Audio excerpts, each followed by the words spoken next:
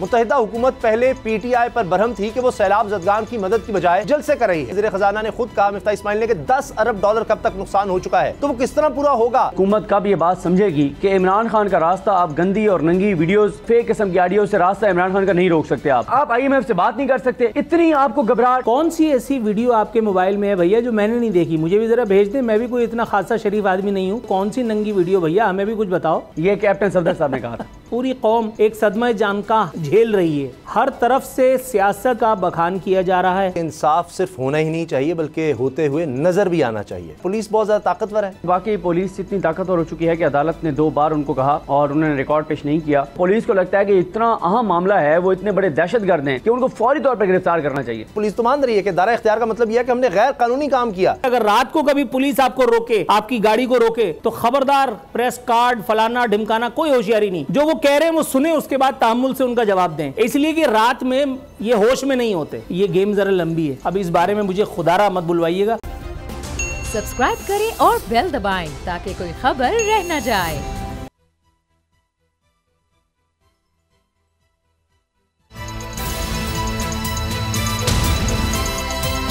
अब पता चला।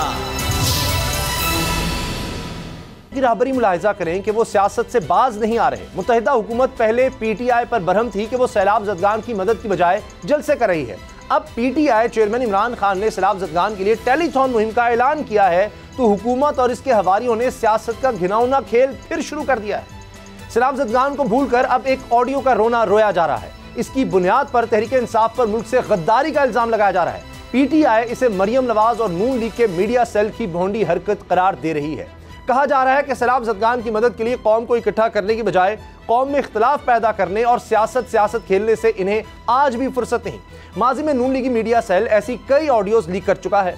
जब इमरान खान और तहरीक इंसाफ के खिलाफ कुछ नहीं मिलता तो एक ऑडियो लीक कर दी जाती है। इनमें बहुत सी ऑडियोज की तस्दीक नहीं हो सकी। शौकत तरीन की ऑडियो लीक्स भी इसका तसलसल है। दिलचस्प बात यह है कि पीटीआई इस ऑडियो में की जाने वाली गुफ्तगू के नुकात पर अब भी कायम है।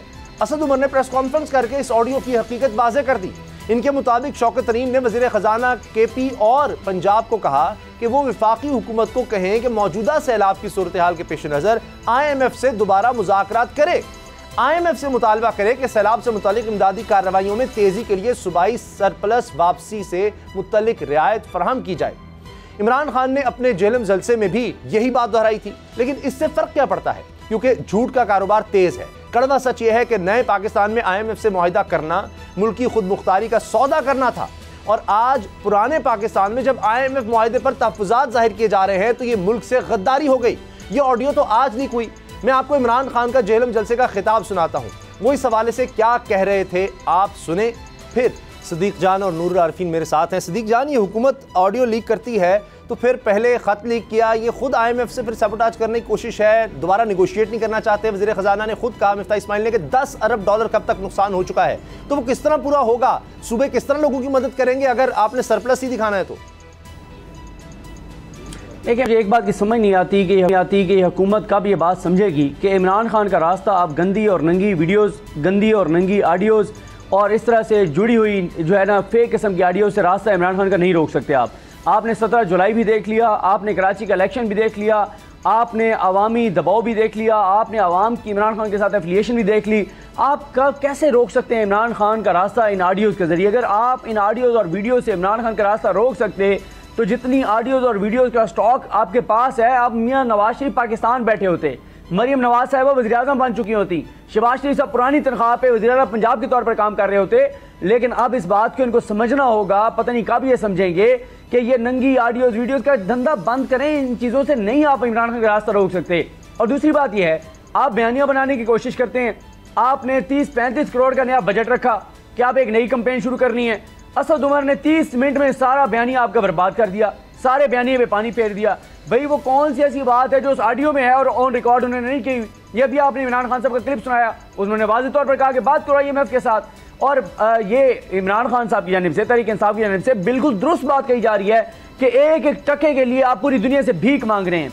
आप पूरी दुनिया से भीख मांग रहे हैं कि पाकिस्तान में सैलाब आ गया है, हमें पैसे दें, और आप IMF से बात नहीं कर सकते। इतनी आपको घबराहट, इतनी आपको परेशानी, इतनी आपकी बुज़दिली, मतलब थोड़ी सी तो यार अपने मुंह पे खड़े हो जाओ ना। थोड़ा सा बात कर लो, क्यों इतनी तुम्हें है कि पता नहीं IMF नाराज हो जाएगा। और ये वही IMF है जिसको ये खड़े होकर गालियां देते थे। FATF की जब कानून साजी होनी थी उस वक्त तो आप बिल के खिलाफ वोट डाल रहे थे, जब पाकिस्तान खुदा न खासा ब्लैक लिस्ट हो सकता था। आज आपको IMF के साथ ऐसे जैसे को हमारे वो बड़े करीबी रिश्तेदार हों और बात करने से पता नहीं को हमारे बड़े नाजुक किस्म के रिश्ते उनसे टूट जाएंगे, मतलब IMF के खिलाफ बात नहीं करनी। और मुझे वो दिन याद है जब हम पार्लियामेंट में मौजूद थे, जब ज्वाइंट सेशन था, कश्मीर के मामले पर ज्वाइंट सेशन था, और इन लोगों ने वहाँ पर कश्मीर के शोहदा मजलूम जो लोग हैं उनकी तस्वीरों की बजाय अपने मुल्जमान और मुजरमान की तस्वीरें लेकर आए थे ऐवान में। उस दिन इन्होंने भारत की फौज के खिलाफ नारे लगाने की बजाय पाकिस्तान की फौज के खिलाफ नारे लगाए थे, वो दिन हमें याद है। ये आज बात करेंगे पाकिस्तान के और दूसरी बात यह है, हमें इस बात पर हम मुसलसल ही बात करेंगे, अब ये बंद करें गद्दारी के फतवे बांटना, दोनों साइडों से गलतियां हुई हैं। और आज जब हम इस टॉपिक पर बात करेंगे, आज chief justice Islamabad high court Athar Minallah साहब ने कहा कि जिन चीजों पे मौजूदा हुकूमत ने सफर किया, जिन चीजों का सामना किया, आज ये वही अपने मुखालफिन के साथ कर रहे हैं। भाई कहीं तो जाकर सिलसिला रोक लो भाई, दोनों ने एक दूसरे के साथ किया, दोनों के एतबार में ये चीजें हुई हैं, उनके तौर में भी साफियों के साथ हुआ, इनके तौर में भी हो रहा है, इन्होंने उनके साथ किया, वो इनके साथ कर रहे हैं, कहीं ना कहीं तो सिलसिला रोकना होगा। तो बहरहाल अब ये ऑडियोज वीडियोज और इन चक्रों से और पैमरा के गैर कानूनी अहकाम से इमरान खान का रास्ता जो है वो नहीं रोका जा सकता। जी आरिफीन, आप क्या कहते हैं इस पर, क्योंकि मुझे याद है बिलावल कहते थे PTIMF का ये बजट है और सारा, तो अब उन्हीं की शराइत जो है पूरी कर रहे हैं। कोरोना से तो ज्यादा तबाही हो चुकी है अब। अच्छा, पहले तो ये कि आपने जो है वो सारे ताज़िए ठंडे कर दिए इमरान खान साहब का ये बयान सुनवा के, और अगर ये बयान में ना सुनता तो बड़ी बर्बादी हो जानी थी। लेकिन बहरहाल अल्लाह का बड़ा शुक्र है, आपने मेरी आंखें खोल दी। और लेकिन आतिश शौक़ बढ़ा दिए मेरे भाई ने। ये 2-3 मरतबा इन्होंने लफ्ज़ नंगी का इस्तेमाल किया है। कौन सी ऐसी वीडियो आपके मोबाइल में है भैया जो मैंने नहीं देखी? मुझे भी ज़रा भेज दें, मैं भी कोई इतना खासा शरीफ आदमी नहीं हूँ, मैं भी थोड़ा बहुत देख लूँ ज़रा। किस वीडियो के बारे में आप बात करना चाह रहे हैं? कौन सी नंगी ऑडियो, कौन सी नंगी वीडियो? भैया हमें भी कुछ बताओ, हम भी पाकिस्तानी हैं, आपके भाई हैं। जज अरशद मलिक और दूसरी बात ये जज अरशद और वो कैप्टन सफदर भी कह चुके हैं कि कोई दूसरी बात ये कि अरशद मलिक इमरान खान के मामू तो नहीं है। अरशद मलिक का जिक्र इमरान खान की दफा में लाना, खैर बहरहाल। दूसरी बात ये, नहीं, कैप्टन बड़ी खुशी ने कहा था कि मेरी आंखों से मेरे पास वीडियो है, अगर आप देखेंगे तो आपको अर्के गुलाब से अपनी आंखें धोनी पड़ेंगी, ये कैप्टन सफदर साहब ने कहा था।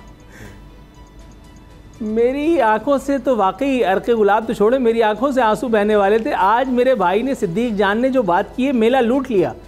यानी उन्होंने ये कहा कि पिछले दौर में भी सहाफ़ियों के साथ, आप यकीन जानिए ये इतनी खुशाइंद बात है सिद्दीक जान की तरफ से, क्योंकि इससे पहले मेरे भाई को ये सब चीज़ें नज़र नहीं आती थी। लेकिन आज अल्लाह का शुक्र है, उन्होंने हक़ व सदाकत का परचम बुलंद किया और उन्होंने बताया कि सूरत-ए-हाल पिछले दौर में भी इतनी अच्छी नहीं थी। हाँ, ये बात आपकी बिल्कुल ठीक है कि ये ऑडियो लीक करके आपने इमरान खान साहब के साथ जो कुछ करना चाहा था, उसके नतायज बिल्कुल मनचाहे जो आप चाह रहे थे वो हासिल नहीं हो सके। ख़ास तौर पे उस एक सूरत में कि जब इमरान खान साहब ऑन रिकॉर्ड ये सब कुछ कह चुके हैं।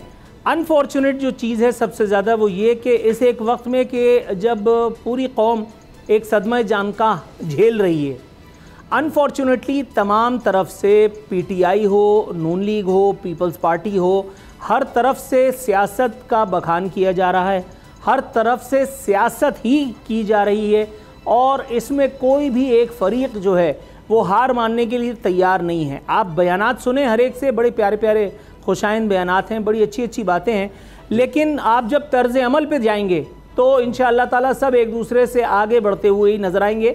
इसका जायज़ा तफसीली तौर पे इंशाअल्लाह ताला मैं अपने आरफीन नामा में लूँगा। ज़रूर ज़रूर, उसमें हम कोशिश करेंगे ज़्यादा से ज़्यादा वक्त हम बात कर सकें। सिद्दीक जान, नवाज़ शरीफ साहब की एक तरफ तकरीर, देखिए वो एक लीडर होंगे, हर एक को हक़ है अपनी बात करने का, लेकिन जब एक कानून में या अदालत ने एक कदगन लगा दी, उसके बाद सरकारी पैसा, पहले ही सैलाब ज़दगान का आप देख रहे हाल, और आप देखिए कि कितने टैक्सेस हैं, कितनी बिजली महंगी है, लोगों की चीखें निकल गई हैं। वो PTV का भी खर्चा वो बिलों में आता है, उस PTV पर करोड़ों रुपया लगा कर आप नवाज शरीफ की तकरीर सुनवा रहे हैं। उधर इमरान खान पर पाबंदी, वो तो अब हाई कोर्ट ने हटा दी। तो ये सब क्या हो रहा है? देखिए, मसला ये है कि आज मैं आपको इस्लामाबाद हाई कोर्ट का बता सकता हूँ कि आज इस्लामाबाद हाई कोर्ट में जो समाअत हुई, 47 मिनट की ये समाअत थी, जिसमें chief justice Islamabad high court Athar Minallah साहब के बहुत अहम रिमार्क्स थे। उन्होंने कहा कि इमरान खान वो कोई मुजरिम नहीं है, वो क्रिमिनल नहीं है, वो सजा याफ्ता मुजरिम नहीं है, तो इस ऐसे सियासी लीडर की तकरीर पर पाबंदी कैसे लगाई जा सकती है।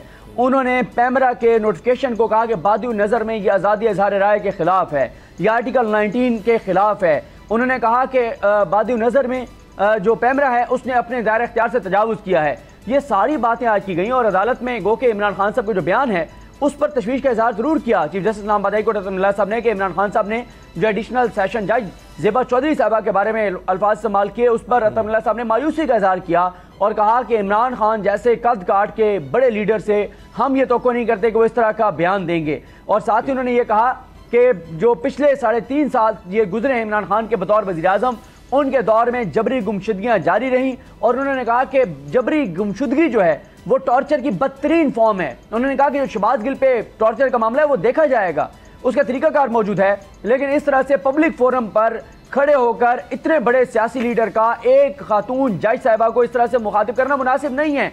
उन्होंने कहा बैरिस्टर अली जफर साहब को कि क्या आप इसको जस्टिफाई करते हैं? उन्होंने कहा यह अलग मामला है क्योंकि केस लगा हुआ है, इमरान खान साहब को आना है, उस पर तो उस वक्त बात होगी। लेकिन अतरमिल्लाह साहब ने यह कहा कि इस तरह से ये कोई तरीका नहीं है कि आप इस तरह से पाबंदियां लगा दें, आप इस तरह से आवाज़ दबा दें, आप इस तरह से खामोश करा दें। इवन कि उन्होंने मियां नवाज शरीफ साहब के हवाले से कहा, उन्होंने कहा चलाने दें, लगने दें, करने दें तकरीर, लोग फैसला कर लेंगे। और मैं आपको एक चीज़ बताऊं, मैं वाकई उनसे इत्तेफाक करता हूं। ठीक है, आपकी बात में वजन है कि कानून के मुताबिक नहीं हो सकती। और आप ये भी याद करें कि हमारे 16 एंकर्स जो हैं, हमारे 16 मीडिया के बड़े नाम, वो इस्लामाबाद हाई कोर्ट चले गए थे दरखास्त लेकर कि जी वो कुछ लोगों पे पाबंदी लगी है सजायाफ्ता मुजरिमों पर, तो हमें टीवी पे उनको दिखाने की इजाज़त दी जाए। अतरमिल्लाह साहब ने कहा था कि असल दर्द बयान करो भाई, असल नाम लो ना, घबराते क्यों? बताओ किसकी तकरीर दिखाना चाहते हो? ना बता सके, पता सारे जहान को था। फिर उन्होंने ये कहा था कि जो डायरेक्टली रिलीफ नहीं दे सकता वो इनडायरेक्टली भी नहीं आ सकता, क्योंकि मियां नवाज शरीफ सजायाफ्ता मुजरिम है, इश्तिहारी हैं, मफरूर हैं, भगोड़े हैं, फरार हैं। ऐसा शख्स जो इश्तिहारी हो, फरारी हो, मफरूर हो, भगोड़ा हो, उसका राइट ऑफ ऑडियंस नहीं रहता। उसकी तरफ से कोई वकील पाकिस्तान की अदालतों में उस वक्त तक पेश नहीं हो सकता जब तक वो अदालतों के सामने सरेंडर ना कर दे। तो उस वक्त फिर ये हुआ था कि 4-5 समातों के बाद इन्होंने वो दरखास्त वापस ले ली थी। अब मसला ये है कि इमरान खान जो, अच्छा वो मैं बात ये कर रहा था कि अच्छा हुआ मियां साहब को दिखाया गया। क्यों? कल मियां नवाज शरीफ साहब की तकरीर तमाम चैनलों ने लाइव दिखाई। उनको आपको पता है कि मिला के व्यूज कितने थे? 19,000 टोटल व्यूज थे। और सिर्फ इमरान खान की टेलीथॉन के हवाले से एक वीडियो आई, वो एक यूट्यूब चैनल पे 60,000 व्यूज थे। ये कंपैरिजन है कि कौम क्या देखना चाहती है और लोग क्या देखना चाहते हैं। बिल्कुल सही। अच्छा नूरुल आरफीन, अब आप समझते हैं कि पीटीवी पर इस तरह से नशर करना अगर कानूनी तौर पर या अदालत ने कदम लगाई है तो कोई मसला नहीं है, और साथ इमरान खान साहब को रिलीफ मिलना ये मेरा ख्याल है सैलाब ज़दगान के लिए भी बहुत फ़ायदेमंद होगा। देखिए, जिस कॉन्टेक्स्ट में आप कह रहे हैं तो उस हवाले से तो बिल्कुल ऐसा है उस हवाले से तो बिल्कुल ऐसा है, लेकिन मैं उस बात पर रायज़नी करना चाहूँगा। हमारी बहुत ही खुशाइंद बात तो नहीं कह सकता, माजरत भी नहीं करना चाहूँगा, पता नहीं, बहरहाल ये अजीब सा, लेकिन ये हुस्न इत्तेफाक है। हमारी अदालतों का इमरान खान साहब के साथ रवैया ख़ासा शफीक है, ख़ासा मुशफ़िकाना है।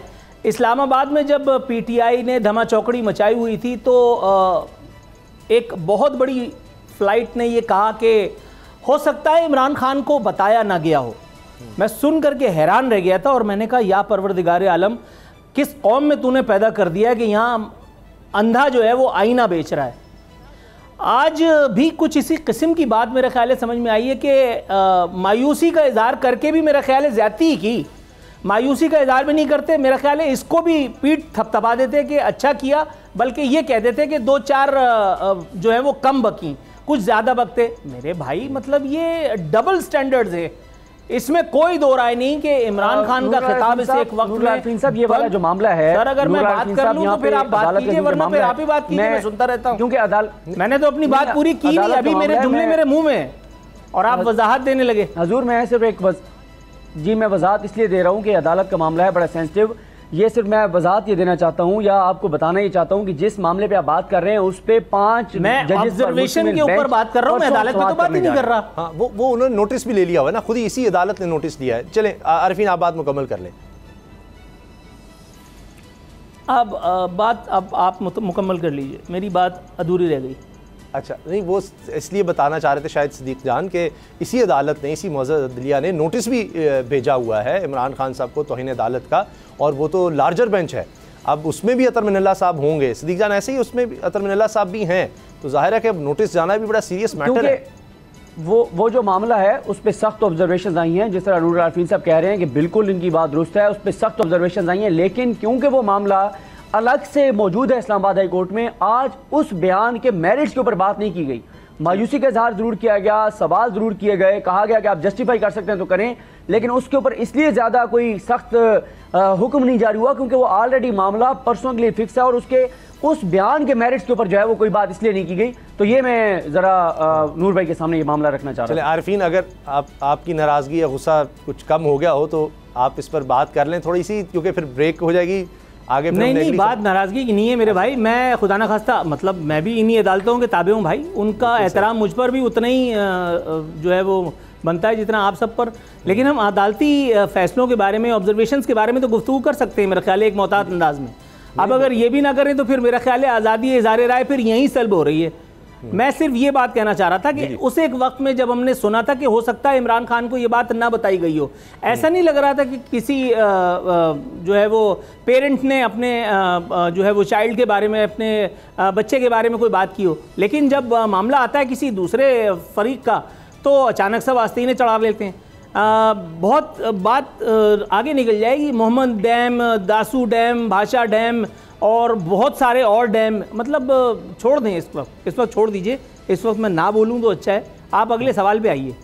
अच्छा, आगे तो हमने फिर अब चूँकि ब्रेक के बाद हम जमील फ़ारूकी के हवाले से भी बात करेंगे और किस तरह से इस केस को आगे चलाया जा रहा है। पुलिस कोई सबूत दे नहीं रही, कोई बात उस पर कर नहीं रही, इस पर हम तफसील से आगे बात करेंगे।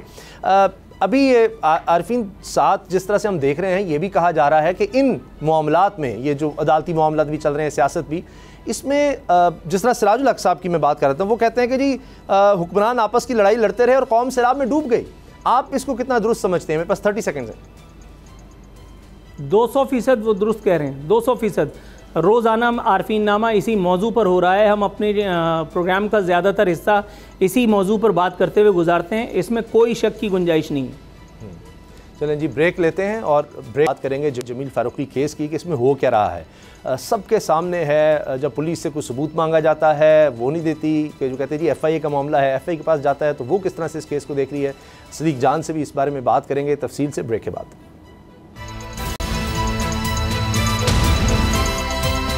अब पता चला। कानून का एक उसूल बताया जाता है कि इंसाफ सिर्फ होना ही नहीं चाहिए बल्कि होते हुए नज़र भी आना चाहिए।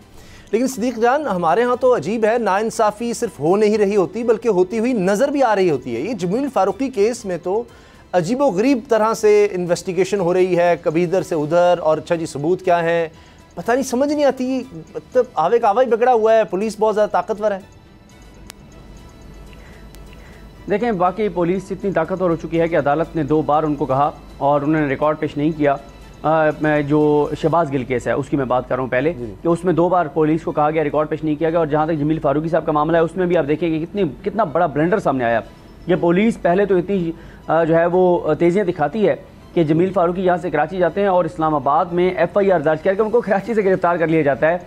यानी वो 1 या 2 दिन के लिए गए थे, ना उनको जाने से पहले यहाँ से गिरफ्तार किया जाता है और ना ही उनके आने का इंतज़ार किया जाता है, बल्कि पुलिस को लगता है कि इतना अहम मामला है, वो इतने बड़े दहशतगर्द हैं कि उनको फौरी तौर पर गिरफ्तार करना चाहिए। गिरफ्तार करने के बाद 3 दिन बाद पुलिस को अचानक ख्याल आता है, ओहो ये तो हमारा दायरा इख्तियार ही नहीं बनता था, ये तो हमारा केस ही नहीं बनता था, ये तो FIA का केस बनता है। और पुलिस अचानक उनको लेकर पहुँच जाती है अदालत में कि जी ये हम हवाले करना चाहते हैं FIA के। FIA के हवाले करने के लिए पहुँचते हैं, हमारे जो वकला हैं उनकी टीम पहुँचती है, वो दलाइल देते हैं, पुलिस केस अपना साबित नहीं कर पाती, पुलिस अपनी दरख्वास्त वापस ले लेती है। और जज साहब मियाँ अजहर नदीम जो जुडिशल मजिस्ट्रेट हैं वो लिखते हैं कि पुलिस जो है वो बग़ैर जमील फ़ारूकी के वकला को आगाह किए, इन्फॉर्म किए, उनको लेकर आई और ये उनके फंडामेंटल राइट्स के खिलाफ है। और उन्होंने वार्निंग दी पुलिस को कि आइंदा आप इस तरह का काम नहीं करेंगे, अगर आप किसी को ला रहे तो उसके वकीलों को तो बताएं, ये कैसे हो सकता है कि आप उसको उसके वकीलों के बगैर लें। और उसके बाद जिस तरह से मुकम्मल तौर पर नाकाम हुए और कोई चीज़ साबित नहीं कर सके। कोई देखें, FIA की जो दायरा इख्तियार है भी, अगर किसी ने को गलत बात किया, मैंने वीलॉग में गलत बात किया, मैं जवाब दूँ, लेकिन उसका एक तरीकाकार है, SOPs तय हैं, अदालती फैसले मौजूद हैं, सख्त ऑब्जर्वेशन मौजूद हैं, बल्कि शोकॉज नोटिस जारी हुए FIA के उन लोगों को जिन्होंने SOPs को फॉलो नहीं किया और यहाँ पे फिर वही किया गया। ये तो एक तरह से कंटेम्प्ट ऑफ कोर्ट है। जब ये मामला ऊपर जाएगा इस्लामाबाद कोर्ट में तो आप देखिएगा कि FIA को बहुत टफ टाइम मिलेगा, क्योंकि FIA ने SOPs की खिलाफ वर्जी की है। वो SOPs जो खुद उन्होंने अदालत को बना कर दिए हैं कि अगर आपने किसी को गिरफ्तार करना है, यहाँ तक कि किसी भी सहाफ़ी, किसी भी एंकर को गिरफ्तार करने के लिए यहाँ तक आ गया कि आप पहले PFUJ को कंसल्ट करेंगे कि ये मामला है, हमने इस सवालनामा भेजा है, ये जवाब नहीं दे रहे हैं, जवाब दिया मुतमईन नहीं कर पाए, ये तरीकाकार है, ये तरीकाकार नहीं है जो यहाँ पर पुलिस ने अपनाया है। पुलिस बुरी तरह एक्सपोज हुई है, हुकूमती इदारे बुरी तरह एक्सपोज हुए हैं। और जमील फारूकी जो हैं, आज उनकी ज़मानत की जो केस है उसमें मियां अली शफाक साहब ने दलाइल दिए हैं और परसों के लिए नोटिस है FIA को। परसों FIA जो है वो दलाइल देगी और उसके बाद फिर फैसला होगा। और अगर यहाँ से रिलीफ नहीं मिलता तो इस्लामाबाद हाई कोर्ट से तो हम 100% कॉन्फिडेंट हैं इंशाल्लाह वहाँ से इसलिए रिलीफ मिलेगा क्योंकि इस्लामाबाद हाई कोर्ट के ही ऑर्डर्स को, अहकामात को फॉलो ना करके कंटेम्प्ट ऑफ कोर्ट भी किया FIA ने। बिल्कुल सही। अच्छा नूर आरफीन, ये जो बात सामने आई कि 3 दिन पुलिस ने अपने पास रखने के बाद कहा कि हमारा दायरा इख्तियार नहीं है, फिर ये तो इकबाल नहीं बनता पुलिस के ख़िलाफ़ कि आपके पास इख्तियार ही नहीं था और एक शख्स को आप जनाब भागे गए कराची, वहाँ से आपने उठाया, उसको गायब किया, उस पर तशद्दुद किया और उसके बाद आप कहते हैं ओह जी हमसे तो गलती हो गई, ये हमने तो गलत काम कर दिया है। आप तो साफ कह रहे हैं, पुलिस तो मान रही है कि दायरा इख्तियार का मतलब यह है कि हमने गैर कानूनी काम किया, हमें ये इख्तियार ही नहीं था, तो फिर तो आपने अगवा किया एक शख्स को। अच्छा, अगवा ज़्यादा बड़ा जुर्म है या कत्ल? ज़ाहिर है कि कत्ल। जमील फारूकी ज़्यादा बड़ा इंसान है, ज़्यादा बड़ा आदमी है या मुर्तज़ा भुट्टो? भाई वक्त के साबिक़ वज़ीर आज़म यानी उस वक्त की वज़ीर आज़म, उसके भाई को कराची में दिन दहाड़े सड़कों पर आम गुंडे की तरह से, अल्लाह माफ़ करे माज़अल्लाह, इनकाउंटर करके मार दिया पुलिस ने। आप पुलिस की ताकत को क्या समझते हैं? पुलिस रियासत का एक इदारा है, उसके साथ बहुत सारे उसके प्लस भी हैं, उसके माइनसेस भी हैं, लेकिन जब वो प्लस पे खेल रही होती है ना तो फिर हर आदमी माइनस पे खड़ा हुआ होता है। जब मीर मुर्तज़ा भुट्टो का मर्डर कर सकते हैं तो उसके बाद आप जमील फारूकी केस में क्या चाह रहे हैं? क्या एक्सपेक्ट करते हैं आप? क्या आपने ऐसे पुलिस वालों की कहानियाँ नहीं सुनी? अल्लाह माफ़ करे माज़अल्लाह, मैं ऑन एयर बैठा हूँ, लेकिन बात तो है कि जिन्होंने नौजवान लड़कियों को सिर्फ इसलिए रिलीज़ नहीं किया, उनके भाइयों को, उनके बापों को, कि उनकी कोई नाजायज़ ख्वाहिश पूरी नहीं हुई। क्या इस तरह के पुलिस वालों की कहानियाँ हम लोगों ने नहीं सुनी? क्या पुलिस वालों ने लोगों को उठा करके उनसे जबरी भत्ता वसूल करके और उनको छोड़ा नहीं है? या ऐसा भी हुआ है कि भत्ता ना मिलने पर उन लोगों को मार दिया गया हो? तो पुलिस की ताकत को आप अंडरमाइन कर रहे हैं भाई मेरे।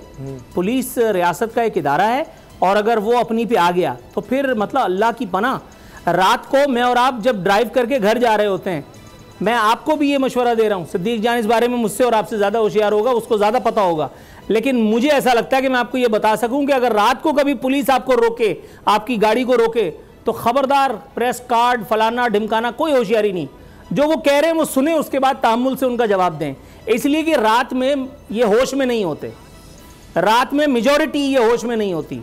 और आप दिन दहाड़े जो पुलिस ये सब कुछ कर रही है, आप चाह रहे हैं कि पुलिस इसको अंडू कर दे, ऐसा हो नहीं सकता।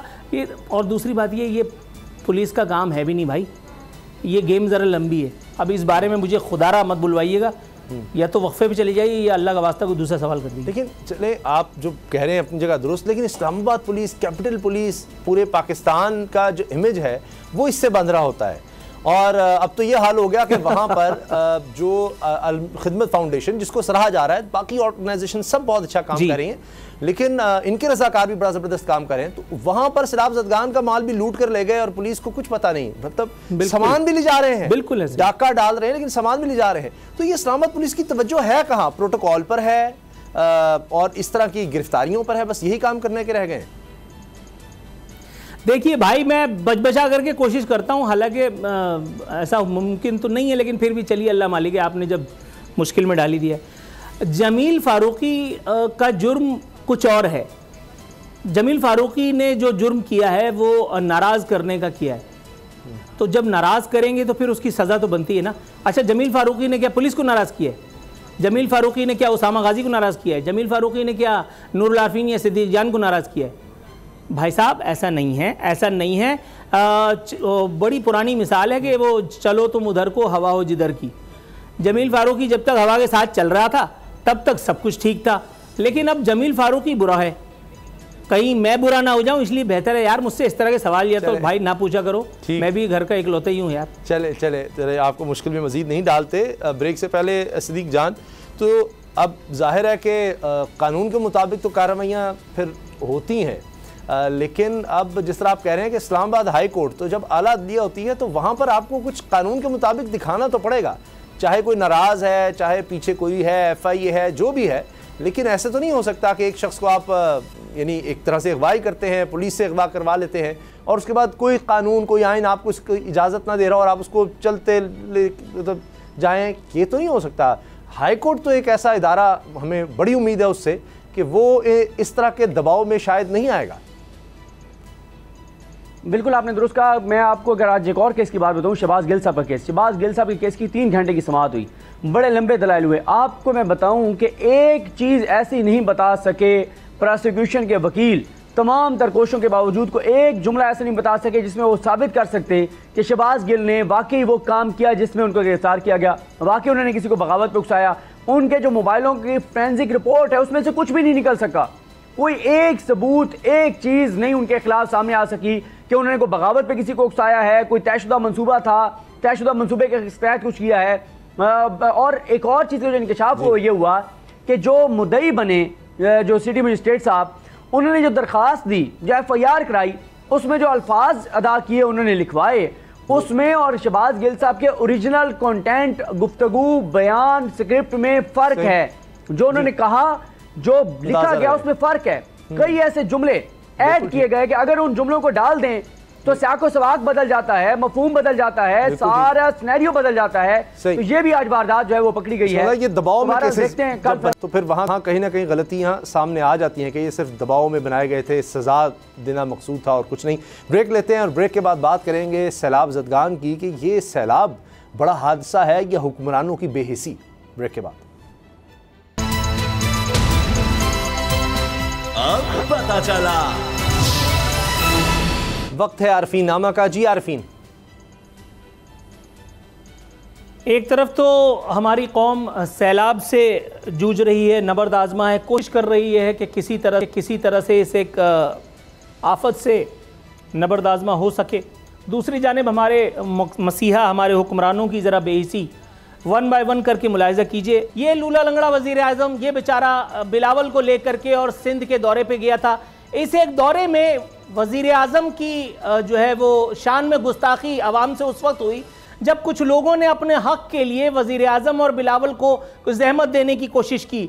महज 100 मर्द और जन पर, मर्द और ख़वातीन पर मुकदमा दर्ज कर लिया है इंतज़ामिया ने। वज़ीर आज़म की रिलीफ कैंप आमद के मौके पर इन्होंने जो एहतजाज किया था, अंदाज़ा लगाइए कि ये सैलाब मुतासरीन हैं, इनको रिलीफ चाहिए, ये रिलीफ मांग रहे हैं, ये इनका जुर्म है, इसलिए इन पर FIR कटवा दी है इस लूली लंगड़ी सरकार ने, जिसको इम्पोर्टेड भी कुछ लोग कहते हैं। जनाब-ए-मन मुराद अली शाह साहब, ये FIR वो नहीं है भाई, ये आगे ले जाओ। मुराद अली शाह साहब जो हैं, उन्होंने कमिश्नर ऑफिस मीरपुर खास का दौरा फरमाया। मुराद अली शाह साहब के उस एक दौरे की राह में भी, ये भी नहीं है मुराद अली शाह, ये मुराद अली शाह नहीं है भाई। मुराद अली शाह ने कैंप ऑफिस का मीरपुर खास में, उनकी राह में भी कुछ लोगों ने नीर बिछाए, नीर बहाए, उनकी दौरे की राह में भी खलल डाला गया। इसलिए मुराद अली शाह साहब की सरकार के कुछ अनमोल रत्नों ने उनके लोगों के साथ क्या किया, FIR कटवा दी जनाब, FIR कटवा दी। और उसके बाद जब ये खबर आम हुई तो मुराद अली शाह साहब फरमा रहे हैं मुतासरीन मुसीबत में, हमें उनका ख्याल रखना है, इस किस्म के मुकदमे नाकाबिले बर्दाश्त हैं। ये वो FIR है जो वापस हो गई। लेकिन अब मैं आपको एक उस FIR का जिक्र करता हूं कि जो दौलतपुर में, सिंध के एक गांव दौलतपुर में वहां काटी गई है। उसमें एक ऐसे बूढ़े पर भी जो अब से 4 साल पहले अल्लाह ताला को प्यारा हो चुका, उसका नाम भी उस FIR में डाल दिया गया है। सिंध के इनका MNA का नाम है गुलाम मुस्तफ़ा शाह, वो जो तस्वीर लगाई थी भाई वो लगाना, ये पीपल्स पार्टी के MNA है, इनका नाम है जनाब गुलाम मुस्तफ़ा शाह। ये फोकल पर्सन भी हैं डिजास्टर मैनेजमेंट सेल सिंध के, गवर्नमेंट ऑफ सिंध के डिजास्टर मैनेजमेंट के फोकल पर्सन है, पाकिस्तान पीपल्स पार्टी के अनमोल रतन है। ये हैं MPA, इनका नाम है खान मोहम्मद डायरी।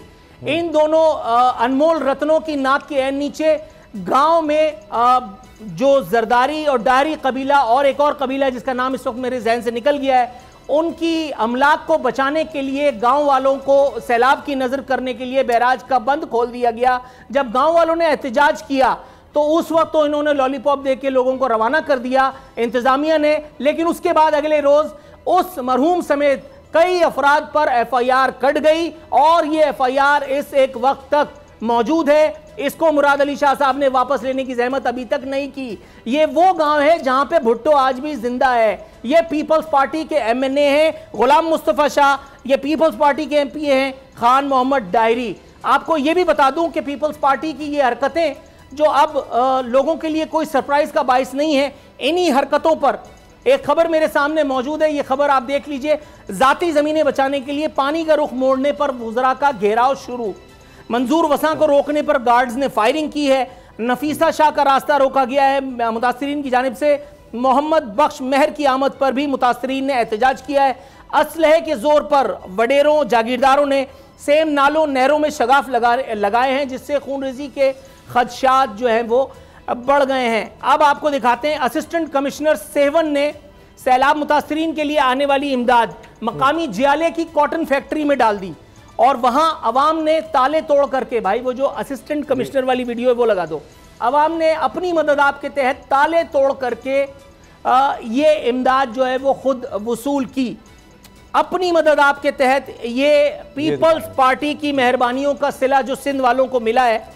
उसके बाद ये खबर भी मैंने घर में नहीं छापी, ये खबर भी बता रही है कि वफाकी हुकूमत की जानिब से मुफ्त तकसीम करने के लिए दी जाने वाली लाखों मच्छरदानियां गोदाम से बरामद।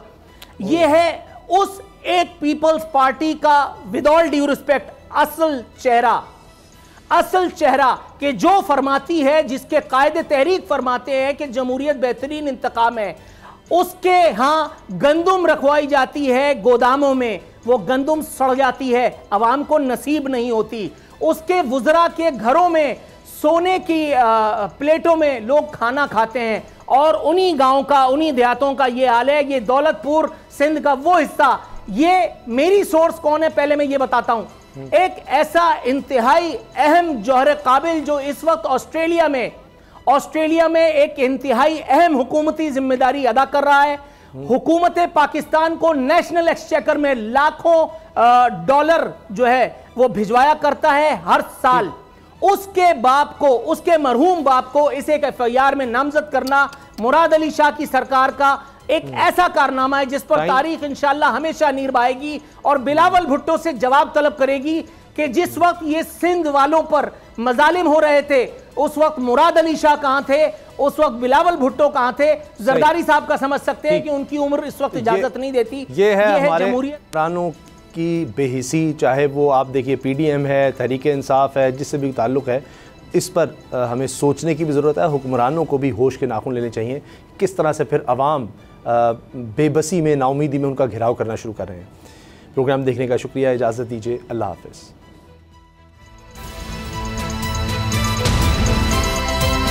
अब पता चला। मैं हूं जैस्मीन मंजूर और आप मुझे देखेंगे सिर्फ बोल पर।